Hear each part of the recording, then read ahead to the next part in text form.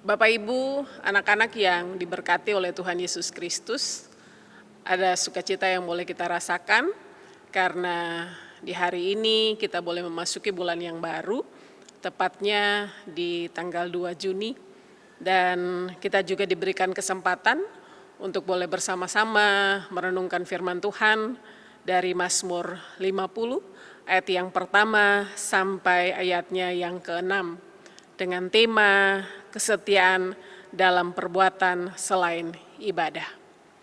Bapak Ibu, anak-anak yang diberkati oleh Tuhan Yesus Kristus, seorang tokoh dunia yang terkenal yang bernama Mahatma Gandhi pernah berkata demikian, memberikan kesenangan kepada sebuah hati dengan sebuah tindakan masih lebih baik daripada 1000 kepala yang menunduk untuk berdoa. Apa yang dikatakan oleh Mahatma Gandhi ini menyentil kehidupan keagamaan kita semua. Bahwa ternyata kesalehan seseorang bukan ditunjukkan dari seberapa rajinnya ia beribadah atau seberapa banyaknya ia mendengarkan firman Tuhan. Namun juga harus terlihat dalam perilaku hidupnya setelah ibadah itu selesai ia lakukan. Apakah kita hadir bisa menjadi berkat bagi orang lain atau menjadi batu sandungan bagi orang lain ketika kita ada dalam kehidupan bermasyarakat.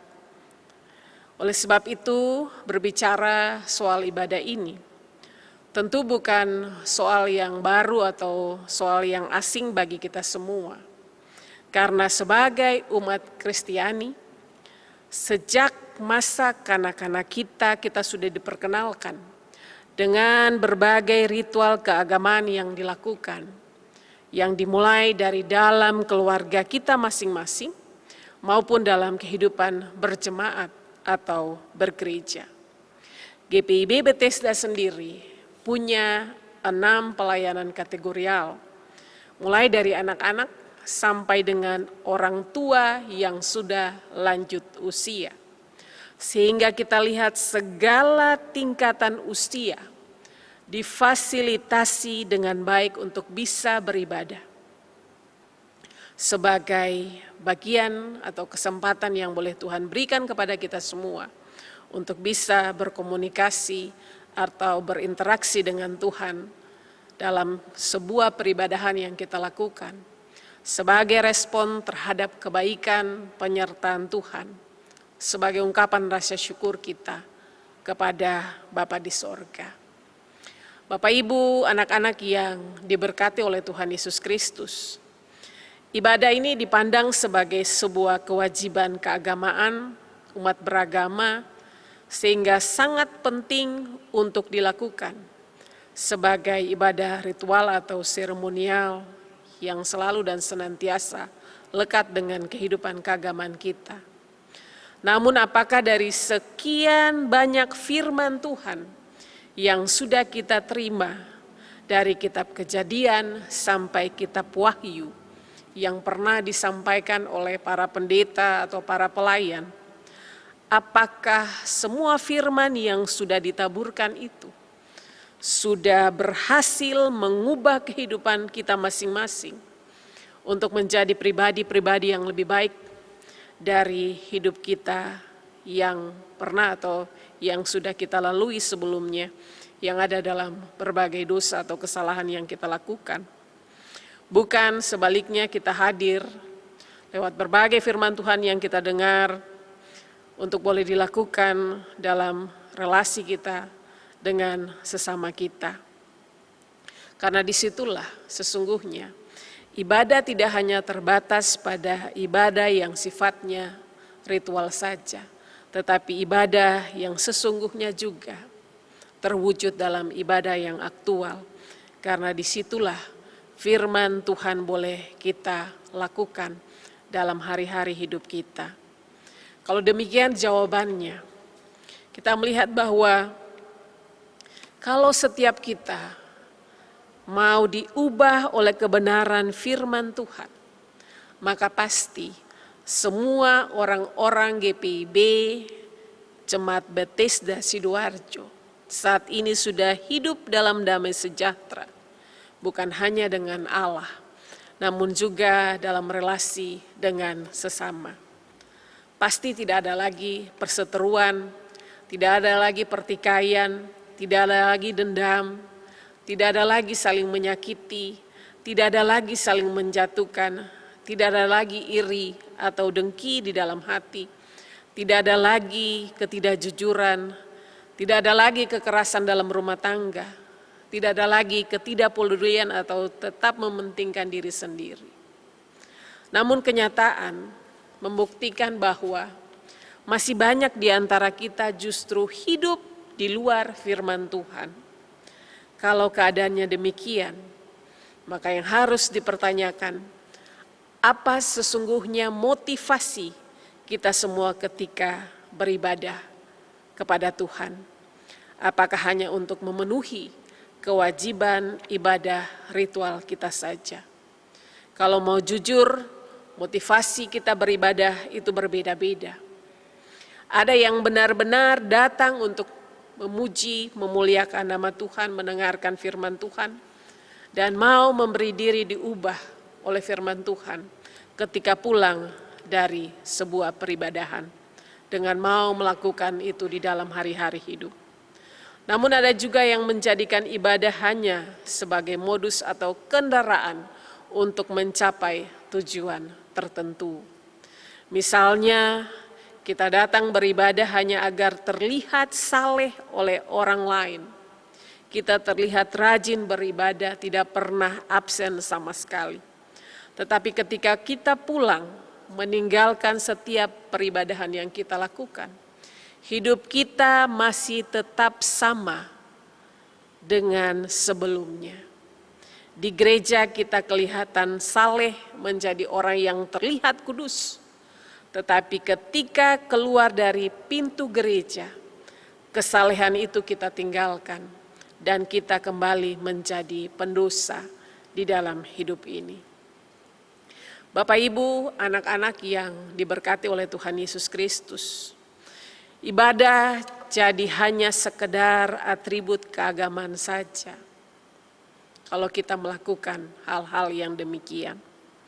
Namun kalau mau lihat di sisi yang lain juga, ada juga sebagian dari kita yang punya motivasi untuk datang ke sebuah ibadah karena melihat siapa yang akan melayani. Kalau pendetanya khotbahnya menarik, lucu, tidak membosankan. Kalau pendetanya khotbahnya monoton, tidak menarik, bikin ngantuk, mendingan kita urung untuk tidak hadir di dalam sebuah peribadahan. Atau kita ganti jam untuk ke gerejanya. Ada juga yang ke gereja hanya ingin mendapatkan apa yang ia harapkan atau dambakan.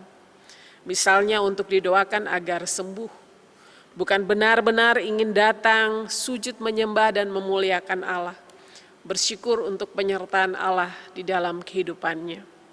Ada juga yang ke gereja hanya sekedar untuk pamer penampilan, karena kebetulan datang ke gereja dengan baju atau sepatu yang baru. Ada juga yang motivasi ke gerejanya sesuai dengan musim, yakni ketika ada waktu-waktu tertentu atau momen penting di dalam tahun gerejawi, misalnya datang saat perjamuan kudus, datang saat ibadah Natal atau saat ibadah akhir tahun. Kita melihat bahwa biasanya gereja penuh dengan umat. Dan kita lihat masih banyak lagi motivasi lainnya dari kita masing-masing untuk datang beribadah. Masing-masing bisa menilai diri kita sendiri. Kira-kira motivasi seperti apa yang kita pakai atau mendorong kita untuk datang beribadah, memuji dan memuliakan nama Tuhan.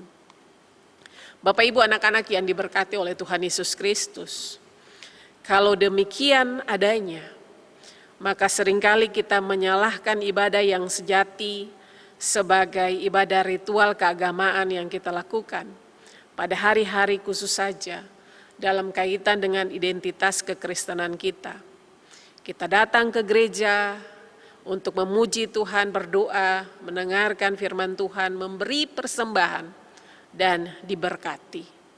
Seperti upacara seremonial keagamaan, dan kita melupakan bahwa ibadah sejati juga terwujud bukan hanya dalam relasi pribadi kita dengan Tuhan, namun juga dalam relasi kita dengan sesama kita, sebagai bagian dari ibadah aktual, sebagai wujud dari ibadah yang murni, yang berkenan kepada Allah.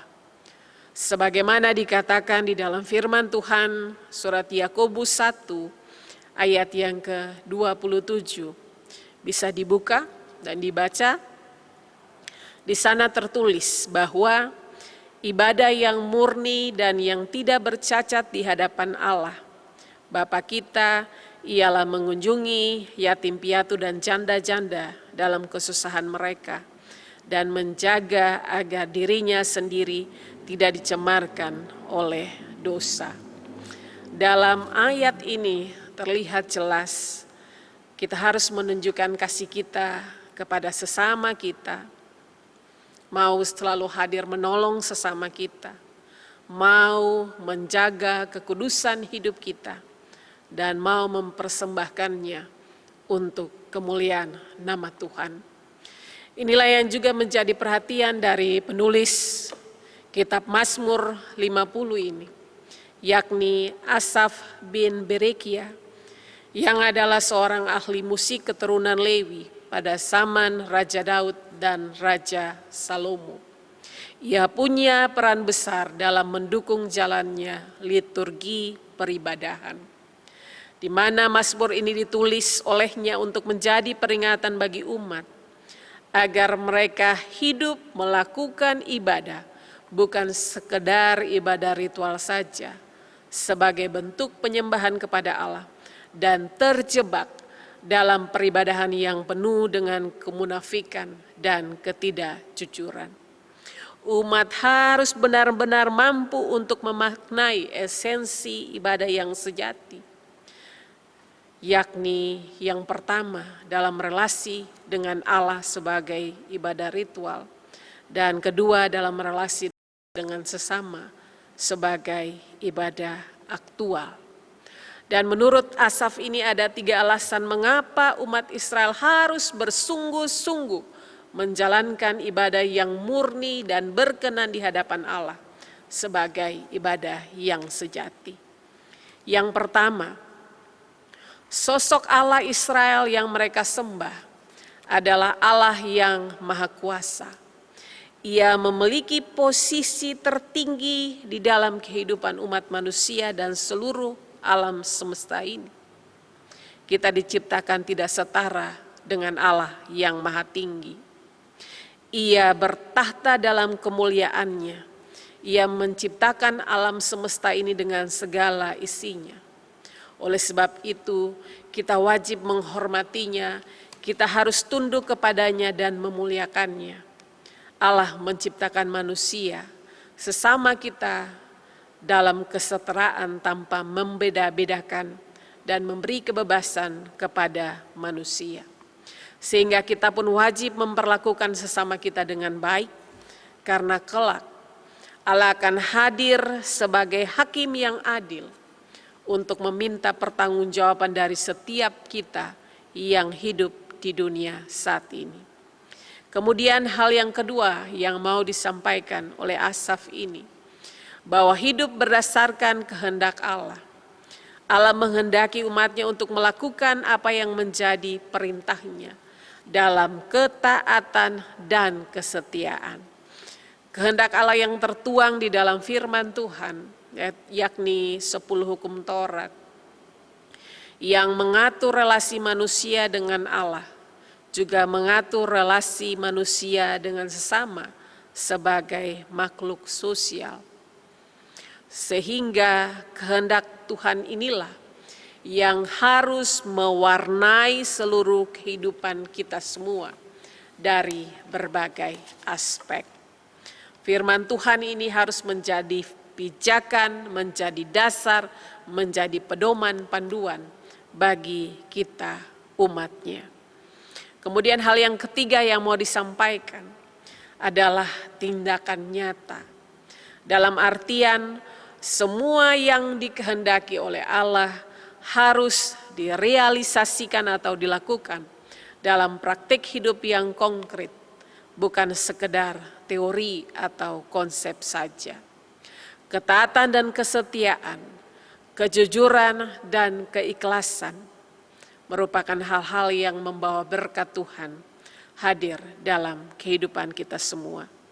Sehingga jangan pernah berpikir bahwa keselamatan akan diperoleh hanya berdasarkan sekian banyak persembahan yang diberikan kepada Tuhan, atau berapa banyak bantuan yang sudah kita berikan kepada gereja, kepada pelayanan.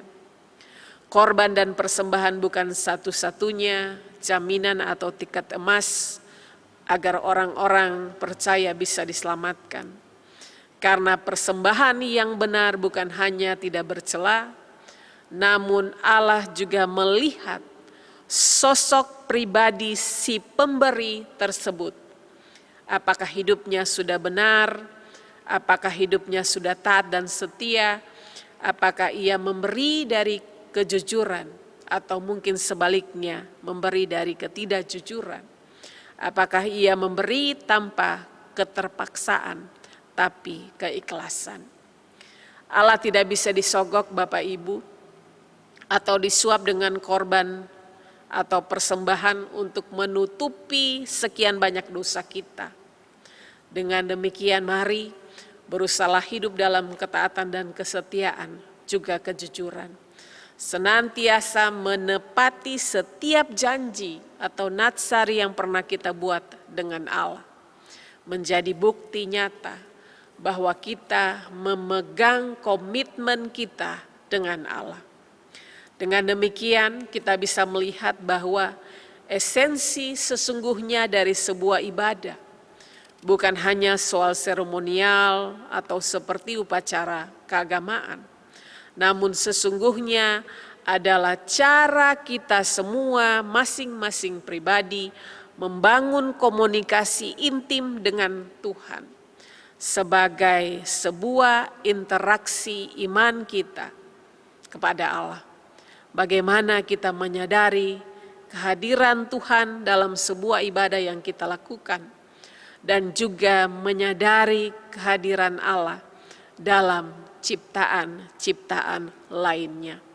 Sehingga ibadah yang kita lakukan adalah sebuah ibadah ritual yang penuh dengan kesakralan. Allah hadir dalam kekudusannya, menyapa kita orang-orang berdosa. Untuk itu, ketika ibadah dilangsungkan, sepatutnya lah kita semua menyadari akan kehadiran Allah di tengah-tengah ibadah yang kita lakukan. Namun sayang tidak semua orang merasakan kehadiran Allah dalam sebuah peribadahan yang dilakukan. Terbukti datang ke gereja dengan pakaian yang kurang sopan atau kurang pantas. Terbukti juga saat firman diberitakan, pikiran tidak fokus, tetapi kita sibuk memikirkan hal-hal lain di luar firman Tuhan yang sedang diberitakan. Saat doa syafaat pun, ada di antara kita yang sempat tertidur. Ada juga yang mengambil kesempatan untuk pergi ke toilet atau keluar sebentar. Padahal kita lupa, saat berdoa itulah kita sedang berkomunikasi secara pribadi, secara berjemaat dengan Tuhan.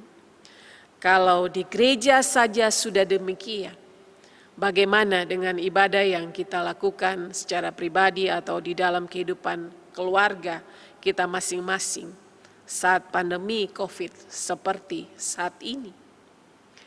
Bapak Ibu, anak-anak yang mengasihi Tuhan Yesus Kristus, selain itu kita dituntut juga bahwa jangan hanya memperhatikan ibadah ritual saja, namun kita juga harus memperhatikan ibadah aktual kita dalam relasi kita dengan sesama.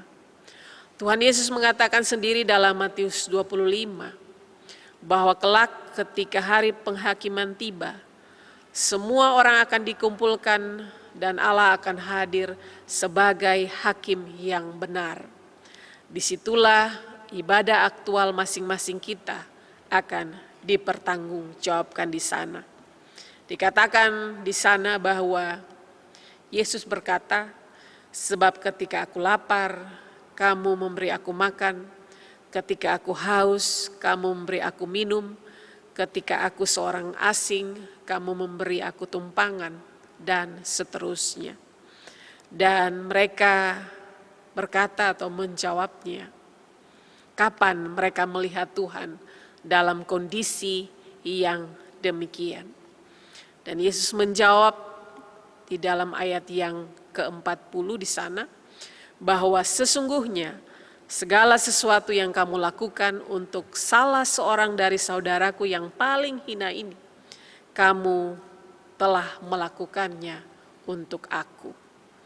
Apa yang dikatakan oleh Tuhan Yesus ini tidak bisa dilepas pisahkan dari 10 dasatita atau hukum Taurat yang diberikan Allah kepada Musa sebagai panduan atau pedoman hidup bagi umat Allah dalam relasi dengan Allah, juga dalam relasi dengan sesama.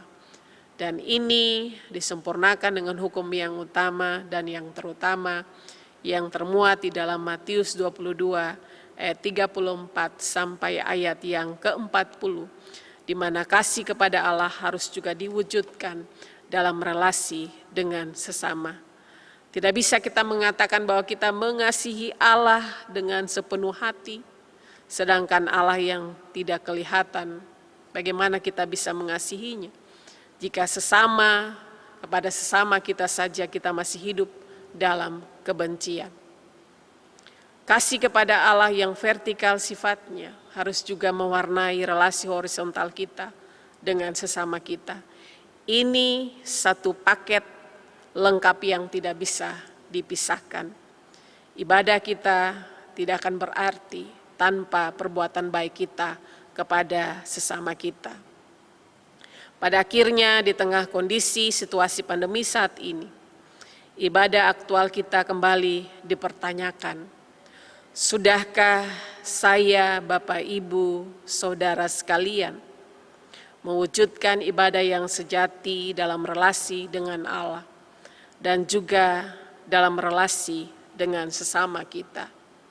Sudahkah kita pribadi ataupun keluarga ataupun juga berjemaat mampu melakukan semua perintah, ajaran, teladan yang Tuhan telah tunjukkan kepada kita semua dalam relasi dengan sesama? Adakah kita hidup dalam kejujuran, dalam kebaikan, mau saling peduli, mau saling berbagi kasih dengan sesama yang membutuhkan? Atau justru kita hidup menindas orang lain, mengambil apa yang bukan menjadi hak kita? Kita tidak peka atau tidak mau peduli dengan penderitaan orang lain. Kita hidup dalam ketidakjujuran dan sama sekali tidak mencerminkan perbuatan Kristus hadir dalam kehidupan kita semua. Selain itu juga kita diperhadapkan pada kewajiban kita sebagai warga negara, sebagai bagian dari bangsa yang plural ini. Karena tepat di tanggal 1 Juni kemarin, kita semua boleh merayakan hari kelahiran Pancasila, di mana Pancasila menjadi jiwa yang melandasi seluruh kehidupan berbangsa dan bernegara. Pancasila ini menjadi karakter hidup kita sebagai warga negara yang membuat kita semua setara sebagai warga negara tanpa ada perbedaan. Dan ini harus kita syukuri dan kita semua percaya di balik lahirnya Pancasila ini ada kuasa ilahi yang ikut berperan serta di dalamnya. Kita lihat bahwa sila pertama mengatur relasi kita dengan Sang Pencipta atau Tuhan Yang Maha Esa, dan keempat sila lainnya mengatur relasi kita dengan sesama warga negara agar tercipta keharmonisan di tengah berbagai perbedaan yang ada. Pancasila hadir menjadi penyatu bagi kita semua Hal ini tentu selaras juga dengan 10 hukum Taurat yang Tuhan berikan kepada umat-Nya. Namun akhir-akhir ini Pancasila juga dirongrong, radikalisme muncul dan hendak menggeser posisi dari Pancasila yang membuat kita sebagai warga negara ikut juga merasakan dampaknya. Oleh sebab itu sebagai generasi penerus bangsa, kita dituntut juga bukan hanya memaknai nilai-nilai yang terkandung di dalam Pancasila ini, namun juga kita harus mewujudkannya dalam kehidupan berbangsa dan bernegara sebagai bagian dari ibadah aktual kita, sehingga kita kedapatan bukan hanya sebagai warga gereja yang baik, namun juga kita kedapatan sebagai umat Kristiani yang taat dan setia dan mampu menjadi warga negara Indonesia yang baik dan benar, sehingga ketika kita diutus setelah ibadah selesai untuk menjadi garam dan terang, untuk bisa berbuah di tengah kehidupan berbangsa dan negara ini, kita boleh hadir menjadi berkat, bukan hanya bagi gereja, tapi juga bagi bangsa tercinta ini. Tuhan memberkati kita semua. Amin.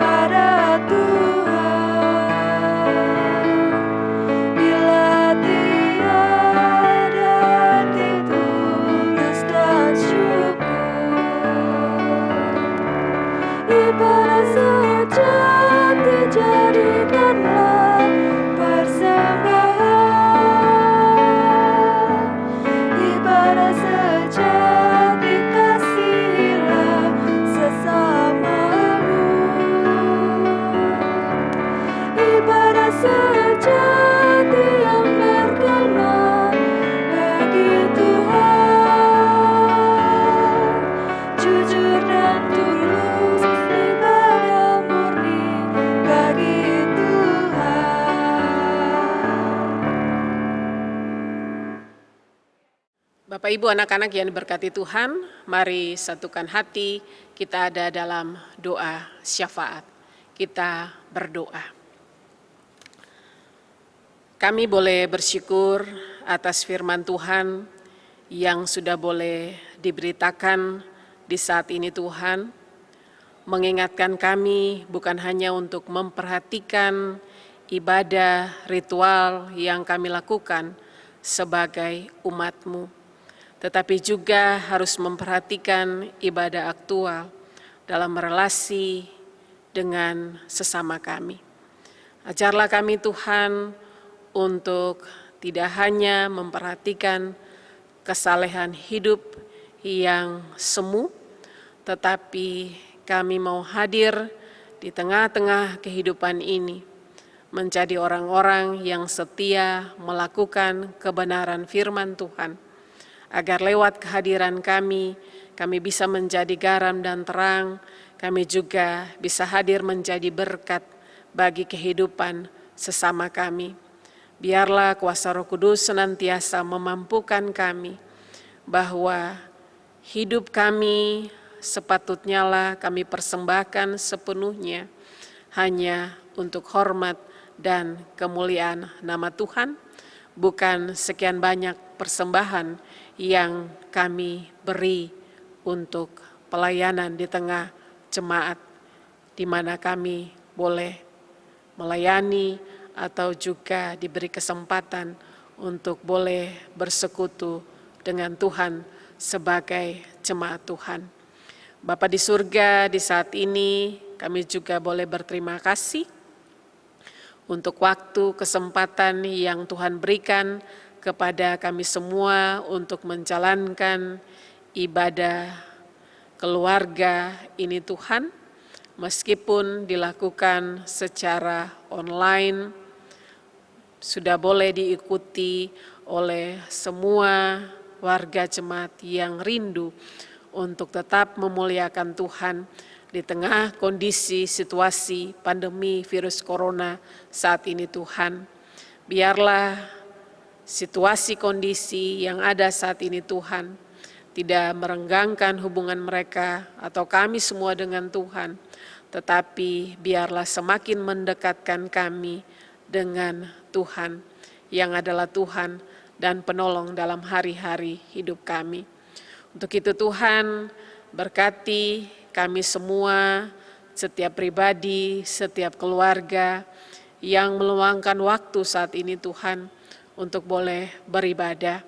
Biarlah lewat kehidupan mereka semua, lewat kehidupan keluarga mereka, mereka boleh tetap diberkati oleh Tuhan dalam berbagai usaha, tugas pekerjaan yang dilakukan, dalam berbagai pergumulan kehidupan, dari yang teringan sampai terberat sekalipun, kami percaya Tuhan tetap hadir untuk menopang kehidupan kami semua.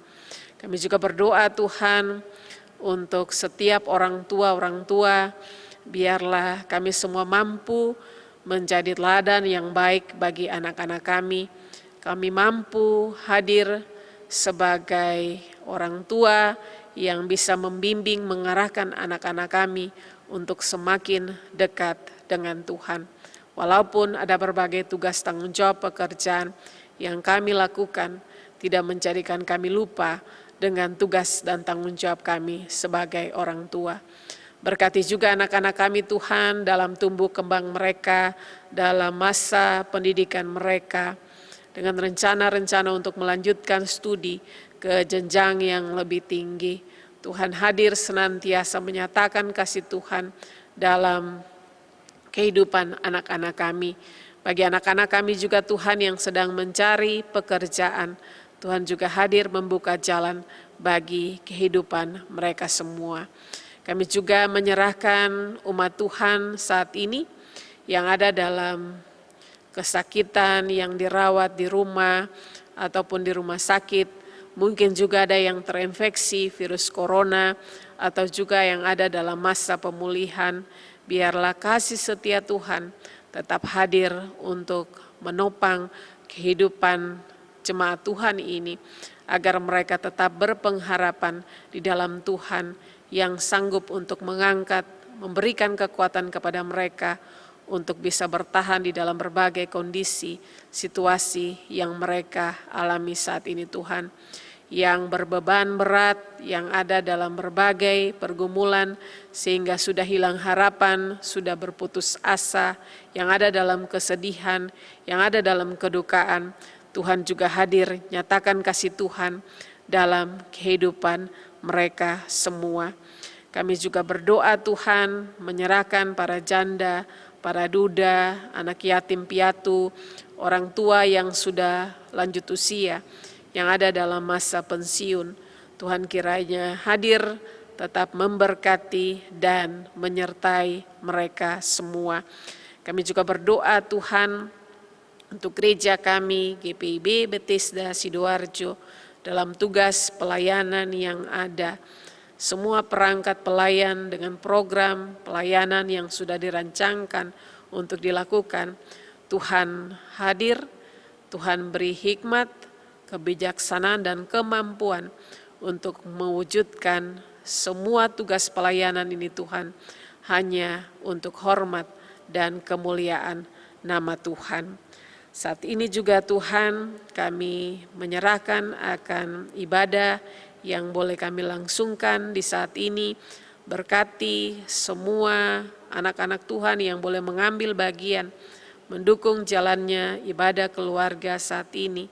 Biar lewat talenta tugas tanggung jawab yang Tuhan percayakan kepada mereka, mereka senantiasa dimampukan untuk hadir menjadi berkat bagi kehidupan jemaat yang boleh dilayani ini Tuhan.